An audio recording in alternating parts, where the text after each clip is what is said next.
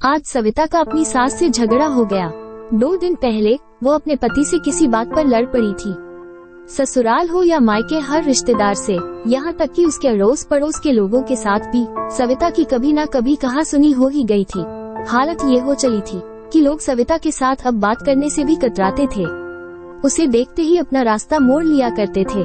सविता अपने आप को अकेला महसूस करने लगी थी। वो चाहती थी कि इस परिस्थिति को किसी तरह सुधारा जाए। उसे ये तो पता था कि लोगों का उससे दूर होने का कारण उसके झगड़े थे, लेकिन वो यह नहीं समझ पा रही थी कि यह झगड़े तो कैसे जाते हैं। उसने इस सवाल का जवाब ढूंढने के लिए अपने कुछ बुजुर्गों से पूछा, कई किताबें पढ़ डाली, इंटरनेट पर कई ब्लॉग्स चेक किए, लेकिन उसे कहीं पर भी संतुष्टकारक जवाब नहीं मिला। एक दिन सविता के दरवाजे पर एक साधु भीख मांगने आया।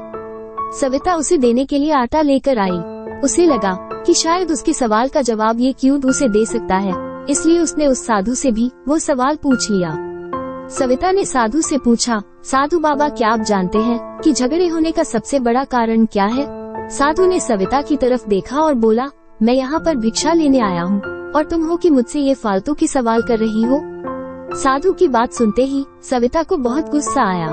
उसने कहा, घर घर जाकर भीख मांगने वाले तुम मेरी बातों को, मेरे सवालों को फालतू कहते हो? तुम्हारी हिम्मत कैसे हुई?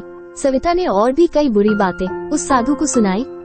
सविता अभी गुस्से में बोल रही थी कि साधु बीच में बोल पड़ा, झगड़ों के कई सारे कारण होते हैं, लेकिन जबान पर काबू ना होना यही झगड़ों का सबसे बड़ा कारण है। साधु की बात सुनकर सविता गहरी सोच में पड़ गई। साधु ने भिक्षा का आटा लिया और वहाँ से चला गया।